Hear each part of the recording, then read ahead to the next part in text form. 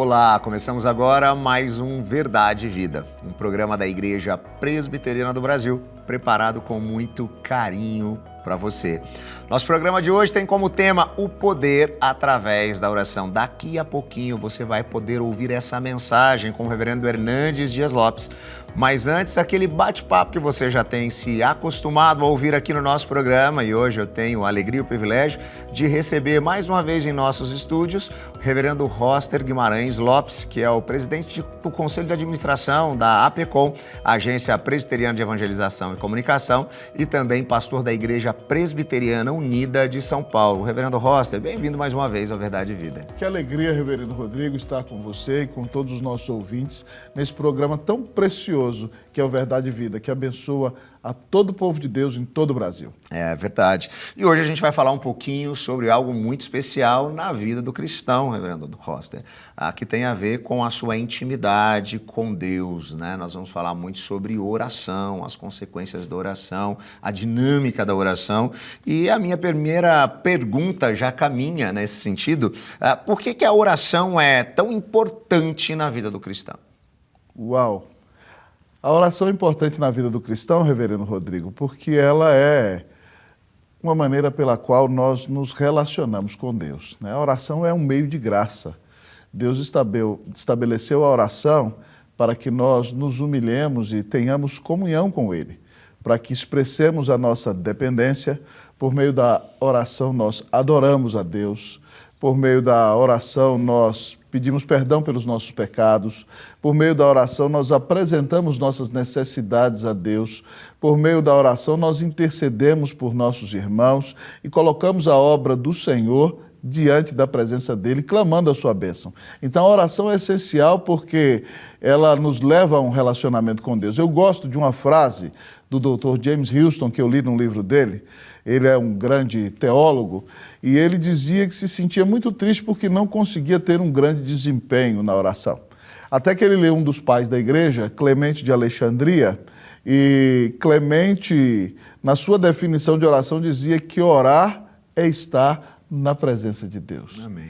O James Houston disse que isso mudou toda a perspectiva de oração para ele, porque ele dizia que quando ele orava ele não tinha que falar sempre.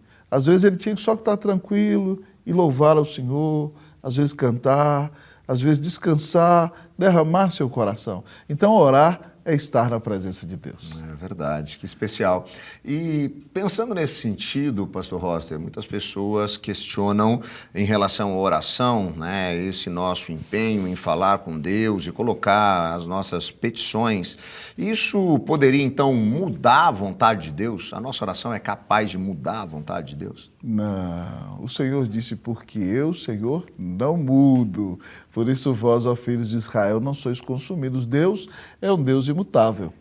O que acontece é que Deus resolve dar-nos algumas das bênçãos que Ele planejou antes da fundação do mundo por meio da oração. Então nós oramos porque Deus já planejou que certas bênçãos alcançariam a nossa vida quando nós orássemos. Deus, na sua essência, não muda em nada.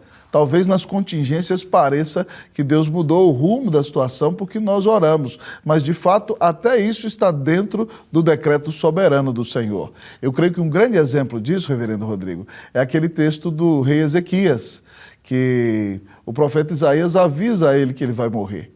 E ele vira para a parede, chora, fala com Deus que foi um servo fiel. E antes mesmo que Isaías saísse de Jerusalém, Deus mandou a palavra para que Isaías voltasse e dissesse que Ezequias viveria mais 15 anos. Deus mudou? Não. Deus simplesmente resolveu dar uma bênção como resposta à oração. Mais informações sobre o que ia acontecer, né? E se Deus não muda, então, reverendo Rosa, qual então é o real sentido da oração? Por que nós, de fato, devemos ter essa prática no nosso dia a dia? Essa sua pergunta me lembra o tema de um livro do reverendo Douglas Kelly. Se Deus já sabe por que orar, né? Se Deus já sabe por que orar, por que nós oramos? Primeiramente, nós oramos porque Deus manda. Né? Ele manda várias vezes, buscai primeiro o reino de Deus e a sua justiça, e as outras coisas vos serão acrescentadas. A Bíblia nos manda clamar, pedir, dar-se-vos-á, buscar e achareis, bater e abrir-se-vos-á. Então, inúmeras vezes a Escritura nos ensina a orar. Deus nos manda orar. Mas, segundo lugar, nós oramos porque nós dependemos de Deus. Nós expressamos a nossa fragilidade diante de Deus quando nós oramos. Reconhecemos a nossa pequenez e que somos totalmente dependentes do Senhor.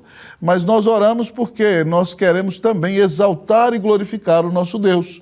E porque nós confiamos nas suas promessas. Há promessas que Deus nos mostra e nos diz que vai responder por meio da oração. Então, nós oramos porque Deus manda, porque somos dependentes, porque queremos receber as bênçãos que Ele prometeu nos dar através da oração. É por isso que nós oramos. Jesus fala muito sobre oração, né, pastor Roster? E ele traz algumas orientações aos seus discípulos que também chegam até nós, né? Elas nos ajudam a lidar com a oração. Quais seriam algumas orientações a partir do próprio Mestre Jesus sobre oração que é importante a gente talvez esclarecer ou relembrar aqueles que estão nos assistindo? Uau! Por exemplo, lá em Mateus capítulo 6, reverendo Rodrigo, Jesus diz que quando nós orássemos, nós não deveríamos fazer da oração uma propaganda da nossa espiritualidade. Mas ele diz que nós deveríamos entrar no nosso quarto, fechar a porta e orar ao Pai que nos vê em secreto. E o Pai que nos vê em secreto nos recompensaria em público. Isso significa, então, que nós devemos ter momentos de intimidade pessoal com o Senhor. Algumas pessoas leem esse texto e acham que você nunca deve fazer orações públicas. A Bíblia não diz isso. A Bíblia está dizendo que o lugar de exercer a nossa espiritualidade com intensidade é no nosso relacionamento íntimo com o Senhor. Nós não oramos para aparecer. Nós oramos para buscar a face do Senhor, para ter comunhão íntima com Ele e para expressar o quanto dependemos dEle. Então, primeira diretriz do Senhor Jesus é ora em secreto. Busque a intimidade com Deus em secreto.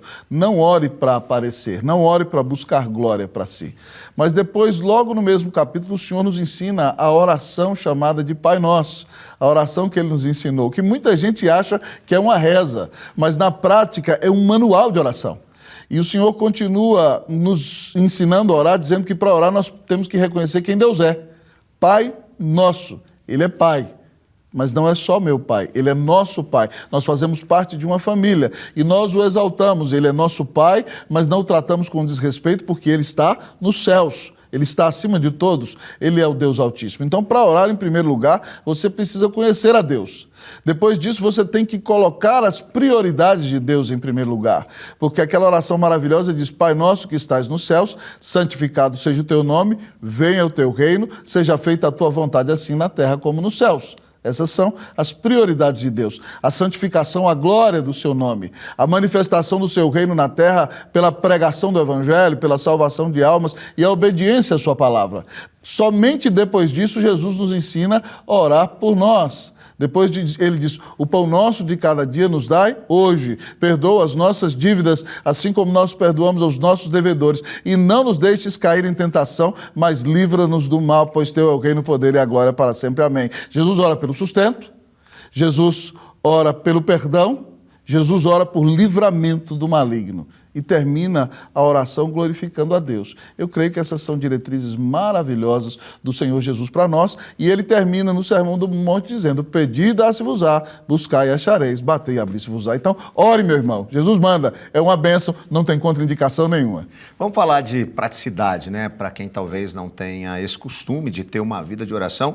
E eu tenho muitas pessoas que chegam e me procuram, pastor Rossi: pastor, eu gostaria de aprender a orar, ou de orar mais, ou eu tenho dificuldade de ter uma vida de oração. Como que a gente pode, de forma prática, cultivar uma vida de oração no nosso cotidiano? Uau! Pastor Rodrigo, em primeiro lugar, para quem tem dificuldade, eu acho que a organização é uma ideia excelente. Eu, por exemplo, acredito que é bom orar de manhã, porque de manhã você levanta.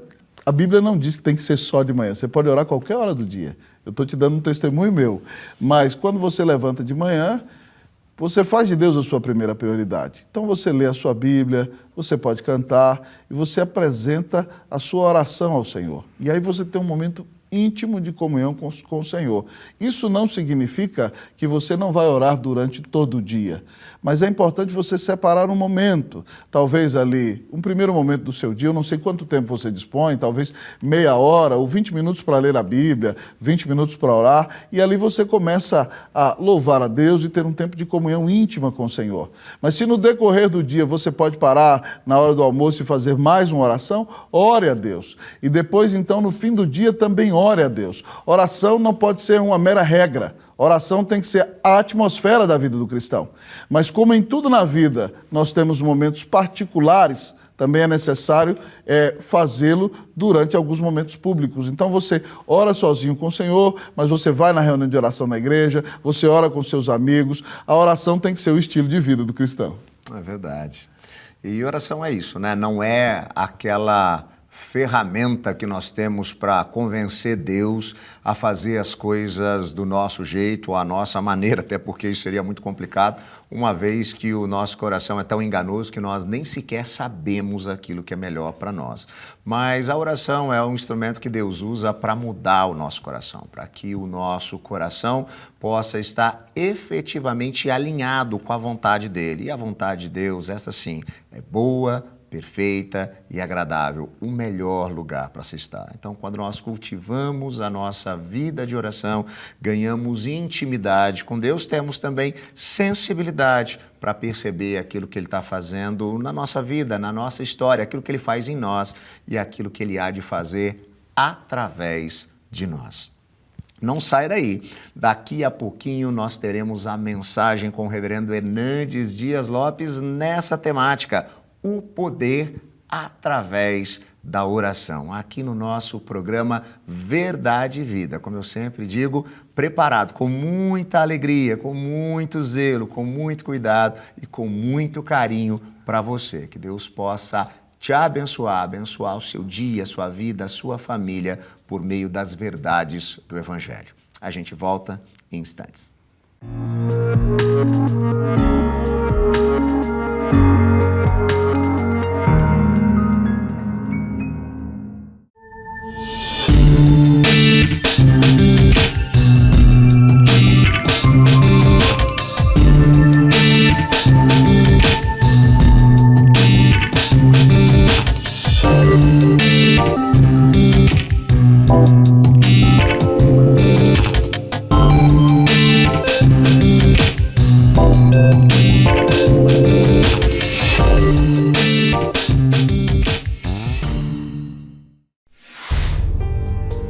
Ansiedade é preocupação exagerada, pressa, angústia, medo.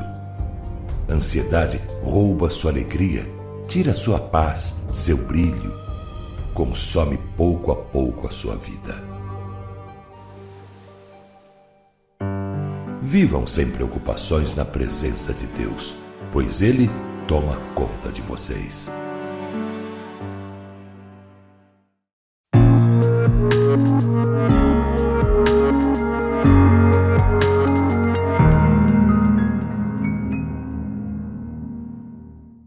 Que privilégio compartilhar com você, neste momento, a preciosa Palavra de Deus para tratar de um assunto da mais alta importância para a sua, para a minha, para a nossa vida. O poder através da oração. Eu vou basear esta mensagem em Tiago, capítulo 5, verso 16. Vamos ouvir a leitura deste texto. Confessai, pois, os vossos pecados uns aos outros e orai uns pelos outros para serdes curados. Muito pode, por sua eficácia, a súplica do justo. Charles Haddon Spurgeon, príncipe dos pregadores do século XIX, disse que quando Deus está para fazer uma grande obra na terra, primeiro, Ele desperta o seu povo para orar. Deus, sendo soberano, tendo o controle da história em suas mãos, tendo as rédeas da história em suas mãos, ele resolveu, na sua soberania, agir por intermédio da oração do seu povo. A oração não tem poder. A oração aciona o braço do Deus Todo-Poderoso.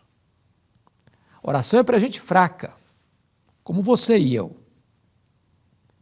Mas podemos recorrer pela oração ao Deus vivo, àquele que tem poder de interferir nos acontecimentos, de virar a mesa da história, de mudar o placar do jogo. A oração, na verdade, é a força mais poderosa da terra, mais poderosa do que um exército, porque a oração aciona o braço do Todo-Poderoso Deus. A oração conecta a fraqueza humana à onipotência divina. A oração conecta o altar da terra com o trono do céu. Quando você ora, as orações dos santos, diz a Bíblia, sobem como incenso à presença de Deus, vai ao trono de Deus e, em resposta, as intervenções soberanas de Deus na história acontecem em resposta às orações. Tiago chega a dizer nesta obra, nesta epístola, no capítulo 4, nada tendes, porque nada pedis. O próprio Senhor Jesus Cristo ensinou, pedi e dar-se-vos-á, buscai e achareis, batei e abrir-se-vos-á, porque todo o que pede recebe, todo o que busca encontra, todo o que bate, abrir-se-lhe-á. Aqui Tiago 5,16, falando da vida, do ministério do profeta Elias, que orou com instância para não chover e não choveu, que orou e Deus ressuscitou o filho da viúva, que orou e fogo caiu do céu, demonstrando que só Ele é Deus, que orou e as torrentes abundantes e caudalosas desceram dos céus para regar a terra. Elias pedia e Deus atendia. Então Tiago diz, muito pode, por sua eficácia, a súplica do justo. Muito pode, por seus efeitos, a súplica do justo. A pergunta é, quem é justo? Justo não é aquele que não erra, não peca, não transgride, porque a Bíblia diz que todos pecaram e destituídos estão da glória de Deus. Justo não é aquele que ostenta a justiça própria, porque a Bíblia diz que o melhor de nós, as nossas justiças aos olhos de Deus, não passam de trapos de imundícia. Justo é aquele que foi justificado, declarado justo diante do tribunal de Deus, porque a justiça do verdadeiro justo, Jesus Cristo, foi imputada, colocada em nossa conta, quando cremos nele, Jesus, como nosso Salvador e Senhor. Então, todos aqueles que foram declarados justos diante do tribunal de Deus podem orar e orar com eficácia. Algumas pessoas dizem assim, mas a oração não muda nada. Eu quero dizer para você que muda sim. A Bíblia está cheia de exemplos de Deus virando a mesa da história, revertendo diagnósticos, alterando circunstâncias, em resposta às orações do seu povo. Quando o povo de Israel pecou no deserto, Deus disse para Moisés que iria destruir aquele povo e começar um novo povo através de Moisés, e Moisés se colocou na brecha, intercedendo pelo povo, e Deus suspendeu o juízo em resposta às orações de Moisés. Quando os anjos de Deus foram a Sodoma para exercer o juízo divino sobre aquela cidade promíscua e violenta, Abraão se colocou na brecha. E diz a Bíblia que, lembrando-se Deus de Abraão tirou Ló de Sodoma. As orações de Abraão em favor de seu sobrinho Ló foram um instrumento que Deus usou para libertar aquele homem da condenação na cidade contaminada e condenada. A Bíblia fala de Ana, estéril, que chorava, orava e jejuava diante de Deus, até que o Senhor ouviu a sua voz e fez do seu ventre, que era um deserto, um pomar frutuoso. E ela concebeu e deu à luz a Samuel, que tornou-se o maior juiz de Israel. Depois disso ainda teve outros filhos. A Bíblia fala de Jerusalém sitiada por um poderoso exército assírio, que afrontosamente disse para o rei Ezequias que nenhum Deus podia livrá-lo das suas mãos. Ezequias orou. E a Bíblia diz que Deus escala um único anjo que mata 185 mil soldados ao redor de Jerusalém, na iminência de atacar Jerusalém. E Deus não só cura o rei Ezequias da sua enfermidade mortal, mas liberta Jerusalém de uma invasão militar, em resposta à oração. A Bíblia está cheia de exemplos de como Deus age em resposta às orações do seu povo. Está lá escrito em Atos capítulo 12, que Herodes Agripa I mandou matar o apóstolo Tiago, passando a espada em Jerusalém e encerrando Pedro numa prisão de segurança máxima, com 4 etapas de escoltas, onde ele estava guardado, acorrentado, até que passasse a festa da Páscoa para ser executado. Mas havia oração da igreja em favor de Pedro. E Deus enviou um anjo, e as ligaduras são soltadas. A prisão é aberta. O portão de ferro abre automaticamente. E milagrosamente Deus tira, através da ação angelical, Pedro daquela prisão de segurança máxima. Mas o rei, perverso e mau, que ordena a execução de Tiago, aguardando a execução de Pedro, é devorado pelo anjo do Senhor e morre. Deus virou a mesa da história. A Bíblia está cheia de exemplos, e a história também, de como Deus age por meio da oração do seu povo. Quando você ora, Deus ouve, Deus vê, Deus age. Quando você ora, as tempestades se acalmam. Quando você ora, Deus é poderoso para reverter os diagnósticos mais sombrios e trazer cura.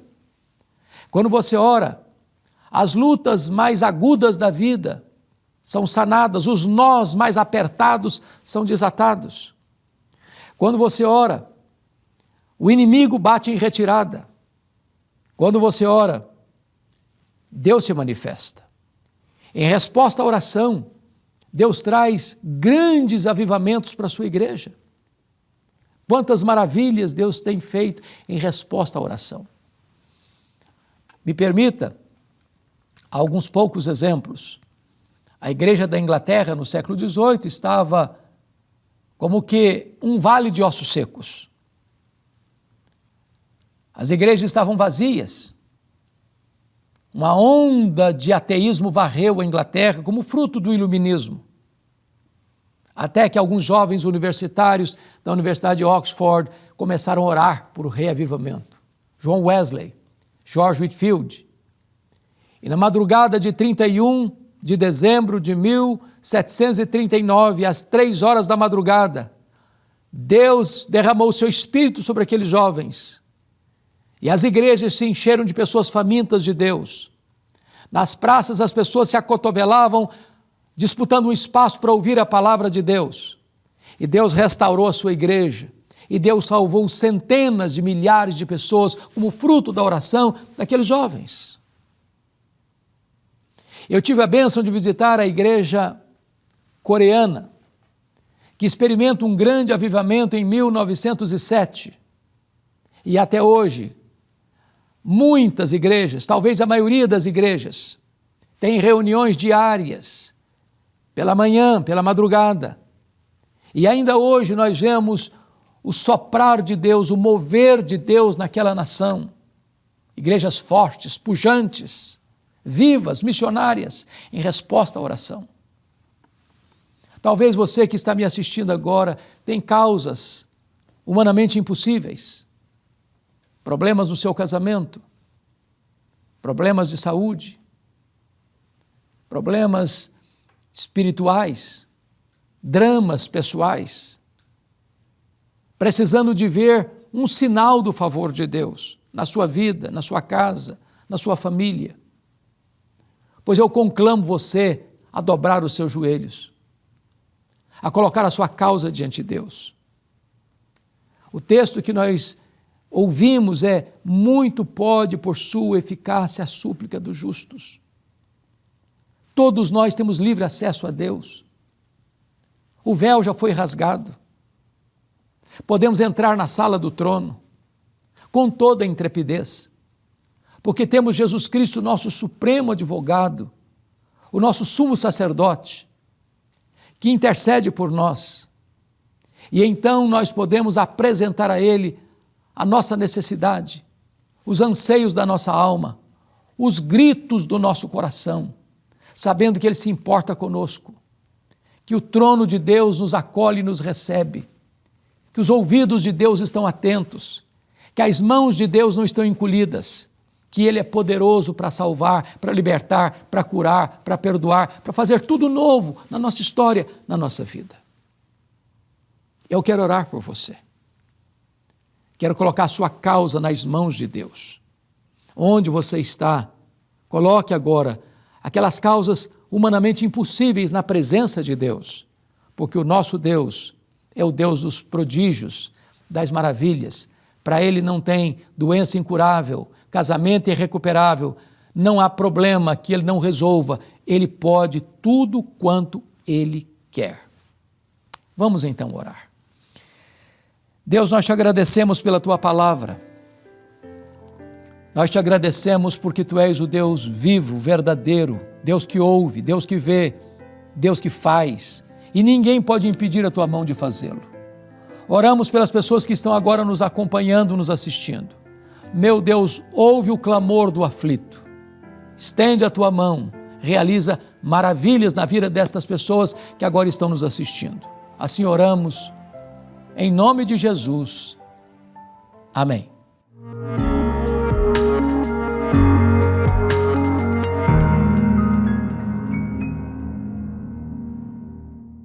E chegamos ao final de mais um Verdade e Vida, programa da Igreja Presbiteriana do Brasil. A nossa temática hoje foi o poder através da oração.